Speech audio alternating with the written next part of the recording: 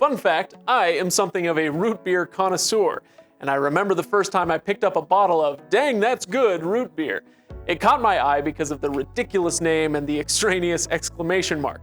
And you know what? It was actually really good. Good enough that I thought it earned that stupid exclamation mark. Now this is only relevant because today we are reviewing Wow Internet, and I went into researching this one with the same internal eye roll about the stupid exclamation mark. But the question is, did Wow Internet earn theirs? We'll find out in just a moment. But first, make sure you subscribe to our channel, hit the bell icon, and then when future videos come up in your notifications, you can immediately come tell me what a marvelous opinion I have. All right, now we can get started on Wow Internet. Let's dive in.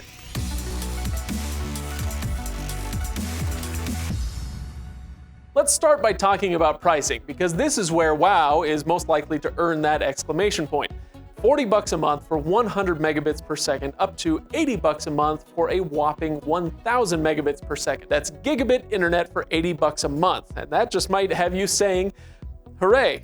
Honestly, gigabit internet probably isn't necessary for most of us, but 100 megabits per second for $40 or 500 for 60, also pretty good deals. In terms of cost per megabit per second, Wow's prices even beat out CenturyLink, which is usually our budget pick. Now, it's important to note that these prices are what you get if you sign up under a 2-year agreement. And that's the only option you'll find if you go to sign up on their website. But pro tip, if you call their sales number, you can get a 1-year agreement at the same price, or you can ask for month-to-month service, which they'll give you for an additional $10 on the monthly cost. Now, as for the speed you get, normally we'd rely on FCC data to see if an internet provider is actually delivering the speeds they advertise. But Wow Internet is new enough and small enough that the FCC hasn't yet shared any data on them. So for now, we'll rely on Netlfix, which measures primetime Netflix performance. And on their list of 67 ISPs, Wow Internet ranked 8th. So while I'd prefer an FCC report, that's still a pretty darn strong number. And one last note here, Wow doesn't have any data caps. Now, even providers that do have data caps usually set them so high that most of us aren't affected by them. But if you're a heavy user, maybe you stream a ton of live TV all day or something, then this is great news. So the pricing and the speed are all good news. Maybe a little too good, honestly. I feel like I'm making a commercial for them. If your interest is piqued, that's great, but then this part is really important. Wow Internet is only available in parts of the South and the Midwest. In fact, the list of places where it's available is small enough that I can just put the entire thing on screen right now. So if you're not in one of these cities, then I bid you farewell. You might as well skip this video, but obviously don't forget to subscribe before you go. But if you're still around, then let's talk about some possible negatives, or at least things to be aware of. Customer reviews for Wow Internet are kind of all over the place. Honestly, this is what we expect when it comes to ISPs, and I can't think of any that come through the internet comment section ringer unscathed. Some people had nothing but nice things to say, but that doesn't mean that the complaints aren't valid too.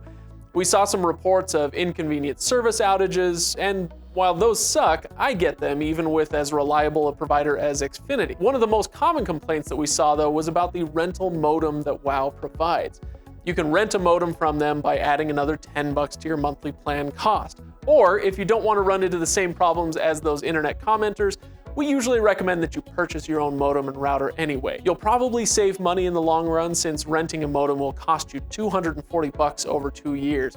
So I say just grab one on Amazon, usually for quite a bit less than that. Just make sure that the modem and the router that you get are compatible with Wow by checking the list they provide, which I'll link to below. So does Wow Internet earn that exclamation point? I'm gonna surprise myself by saying yes, it does, with some caveats, of course. It's too bad that its availability is so limited, and the customer reviews are a pretty mixed bag. But with its low prices, great speeds, and an option to go month to month, I'd say Wow Internet is worth a shot if you can get it in your area.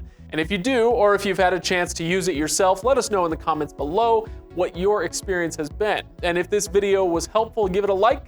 Be sure to subscribe, hit that bell icon, and that way we'll be sure to see you on the next review.